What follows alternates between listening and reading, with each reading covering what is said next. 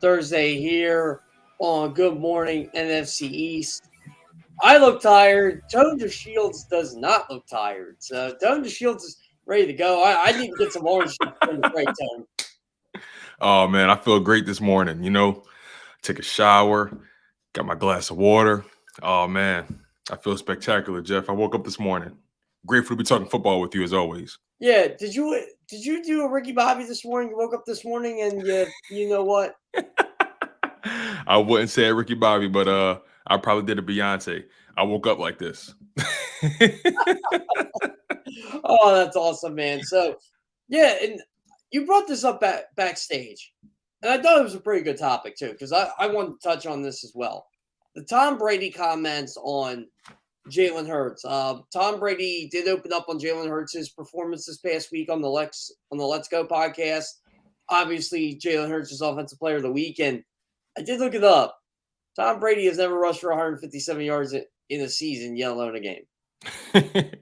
Yeah, it was funny when I was reading the article. Tom Brady was really he was really self-deprecating about it. He was like, I don't think I've ever rushed for over 100 yards in a season. So yeah, it was really cool to see the GOAT acknowledge, you know, acknowledge Hurts. Game at the end of the day, game recognized game, right? But you know, from what I was able to read from your article, Jeff, by the way, really good article, really strong article. Brady, he really highlighted Jalen Hurts' running ability. And he spoke on how dangerous that can be. He spoke on the pros and he spoke on the cons of that, right? But to me, at the very least, right, to me, it seemed like he barely touched on his passing ability. It was almost like oh yeah, by the way. You know what I mean? So I guess for me, and this is a bigger this goes beyond Tom Brady for me at the very least. This isn't even really a Tom Brady topic. The article made me think about a larger topic. And why does it seem as though Jalen Hurts' passing is always seen as an afterthought? Why do you think that is?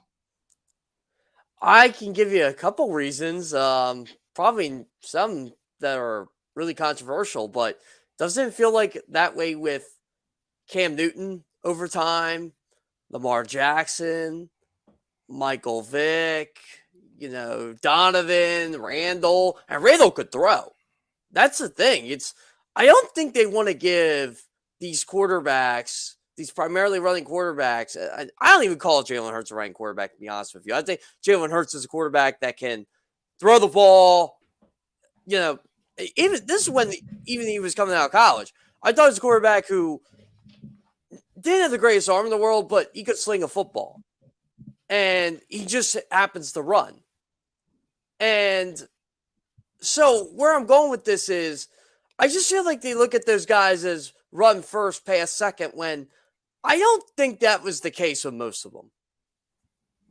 Would you consider Deshaun Watson to be a run first, pass second quarterback? No, not at all. When I think Okay. of Deshaun Watson, I think passing. Okay. Okay. Yeah, because again, this is a bigger topic than just what Tom Brady talked about. Tom Brady was just recognizing game. But again, it made me think about a larger point. And, Jalen Hurts, he's not treated with the same reverence as his counterparts like a Burrow or Herbert or Tua, because those guys are more traditional passers. He doesn't get the same reverence. He doesn't get the same latitude as a traditional quarterback. Now, some people, chalk it up to having a preference in style. I completely understand that. There's some guys who prefer their quarterback to be able to drop back, 7-step drop back, go through his reads and deliver the pill. Very old school style. But when you think about what Jalen Hurts is doing this year, for one, he's elevated his game to a level that we didn't even see coming, completing 67% of his passes, has thrown for just over 2,500 passing yards, 17 passing TDs, averaging just above 8 yards per attempt, which is second in the NFL. Only 3 interceptions, so he's efficient. He's protecting the ball. 105 passer rating, which is ranked third in the NFL. So he's showing that he can pass the ball. But then on top of that, he gives you the rushing yards, 597 rushing yards, 8 rushing touchdowns, which gives him a total of over 3,100 total yards, 25 total touchdowns, which is ranked 4th in the NFL, respectively. So it's like he's productive and he's winning, Jeff. So Yeah. shouldn't that be enough? See, this is what drives me nuts, Tone. When people get mad at him for running for a 27 yards on first down, I'm like, why are you mad he's running on first down? Why are you mad he's running for touchdowns? They all count the same.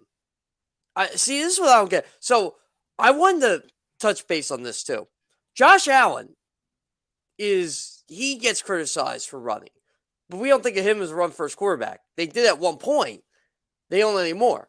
And I asked him specifically, you, Hurts, Lamar, Mahomes, you guys run the football a lot. Everybody seems to be against it. But why do you think the critics are against it when you know it works? This was Allen's response. I thought it was very important. Number one ability is availability. But sometimes that can happen. That can't happen when you're doing too much. Unfortunately, injuries are a part of the game. But to limit that option, I guess, is not running the ball. But there's times we have to be football players. We got to find a way to get a first down, no matter the cost. Sometimes that requires you to lower your shoulder and try to run through somebody or take off and run. It's logical. Finding ways to not take as many hits and going down is a part of it too, I guess. But I got to be honest, I really can't tell you why people are so against it. That's Josh Allen. Think of that. Why? Josh Allen can't understand why people are criticizing players for making plays. You know, I could say the same thing. It's almost like people want to pretend the yards aren't created equal. And maybe they're right. You know, for quarterbacks, maybe all yards aren't created equal. But for me, I look at it as if my guy has wheels, if my guy can also throw the ball, and if there's a wide open side of the field, why not run for it? Why not take the path of least resistance? And that's protecting the ball. You don't got to put it in the air, and you have an entire side of the field like Jalen Hurts had in that Packers game. He had multiple times in that game. He had a whole side of the field that was just empty. Why not take off? And it seems as though people use that against him, and that's something I'm trying to really figure out. And for me, again, he's productive. He's winning. He protects himself, and he's shown the improvements to be an efficient passer. Now, clearly, when you look at Joe Burrow throw the ball or Justin Herbert throw the ball, and then you look at Jalen Hurts throw the ball, you see a difference. There's a difference in how they throw the ball. It's just a reality. But I don't think Jalen Hurts should be looked at as less than any of those guys because he doesn't throw the ball like them. But he's still just as productive as those guys. Yeah, see, and that's the thing, right? You know, I think everybody wants quarterbacks to be one the same, right? You want to compare for passing yards and passing touchdowns, and that's just not the case. I hate to tell people this. Patrick Mahomes has 270 rushing yards and 4 touchdowns this year on the ground. Patrick Mahomes, you know, the best quarterback in the league. He can run the football. Justin Herbert can run the football. And I've literally had both of them tell me, if they see a lane, they're taking off. You want to give them that? And that's Jalen Hurts, I think. Jalen Hurts was probably on Sunday night, oh, thank you. You know, thanks for making my life easy. You know what it's like, Jeff? It's almost like people are afraid to commit to Jalen Hurts actually being good. But that's what it is. It's like they don't want to admit they were wrong. Exactly. It's like with those other guys, they walk on water. But when you think about Hurts, it's like people are waiting for him to walk off a cliff. Same with Tua. Wow. Think about how many people called Tua noodle arm or questioned his deep ball. When Jeff Kerr's out here throwing stats last year, you know Tua led the league in completion percentage on passes that went 20-plus air yards? Tua. Wow. Noodle arm Tua. Last year, not this year. Last year. Now he's doing it again. Everybody's like, I seem shocked by him. I'm not. But everybody has their narrative, and that's fine. But narratives are disproven a lot in this league. And I believe there's a guy that always comments on my Twitter. He claims he's an Eagles fan. He's not. It's a troll account, in my opinion. How mediocre Jalen Hurts is. And I'm like, yeah, okay. He's mediocre. Sure. You know what? I don't block many people, Tone. You got blocked. Because you get tired of hearing it after a while. You know, I think he said my stats are manufactured. I'm like, quarterback rating, he's third in the league. That's manufactured? Okay. Like I said, man, Jalen Hurts, he's productive. September Player of the Month, just won Player, just got Player of the Week. Again, for me, this guy is productive. He's Think, of, winning. think about this, too. I said this on Monday. He could be the first quarterback ever to throw for 4,000 yards and rush for 1,000 yards. Think about that. No one's ever done it. He could be the first. And I don't want to hear that 17-game season BS. No, everybody plays 17 games. I get tired of hearing that one too. That's such a stupid argument. Oh, well, it's 17 games now. Well, am I wrong here? I'm pretty sure the whole league plays 17. It's called the evolution of the game. Absolutely. And, I brought up Tom Brady. Again, this is bigger than Tom Brady. But, in the article, like I said, a very, very strong article. But, the topic will never really go to bed unless Jalen Hurts secures a $40 million deal, it seems like. And even then, I feel like people are still going to question him. They're going to question him. The quarterback position, to me, it's deeper than just pure arm strength and pure arm talent. Let's be totally frank about this. The best quarterback doesn't win the Super Bowl every year. He doesn't. The guy with the strongest arm doesn't win the Super Bowl every year. It's the guy who's able to make plays at the right time. It's the guy who's able to lead his guys to the promised land. So can I ask you this really quickly, then I'll let you rock. Arm strength. Is that an overrated talking point? Because like you said, too, they called him noodle arm. But how often are you really throwing 60-yard passes every single game? Yeah. That's not. You probably throw maybe 3 of those a game at most. 3 or 4 of those. Maybe. You might not even get. I'll tell you what. One of the strongest arms I ever seen was Randall Cunningham and Michael Vick. And I'll go Vick because I remember Vick a lot more than I do Cunningham. Michael Vick couldn't throw a pass worth 5 yards to save his you-know-what for a lot of his career. He had to be taught that. To me, it's the intangibles of the quarterback position. As the guy who's interviewed Mahomes, Josh Allen, Justin Herbert, Jalen Hurts, they'll all tell you the same thing. It's the little things. Like, it's the basics that make you great. Perfecting them. Not how far you can throw a ball, not how accurate you can throw the ball, but it's your mechanics, it's your arm slot. Like Patrick Mahomes, I'm always told what he can do with his arm slot when he throws is anything unlike anyone's ever seen before. The way he can place a ball, the way he can just move. He's very deceiving, right? He works on that. Justin Herbert works on his footwork constantly. That's what the Eagles were working on with Jalen Hurts last year's footwork. And you could tell it's paying off, right? Just it's a hop step. That there's a lot of things that go into it, right? I don't think people understand. And that's what bothers me, right? So do we say Joe Burrow isn't clutch because he didn't win the Super Bowl last year? Like Jalen Hurts, his detractors are going to get on him if he loses a playoff game this year. Of course. Like Cam Newton's a perfect example, right? Cam Newton, MVP, carries Carolina to the Super Bowl, plays bad in the Super Bowl. Cam Newton's a choker. Cam Newton wasn't as good as people made him out to be. Won an MVP. Like, has the NFL record for rushing touchdowns for a quarterback. I mean, obviously, it didn't age well for him, but he was on a Hall of Fame pace. He still might make the Hall of Fame when it's all said and done, just because of how he kind of transcended his position. I don't think he'll get in, but there's going to be an argument for him.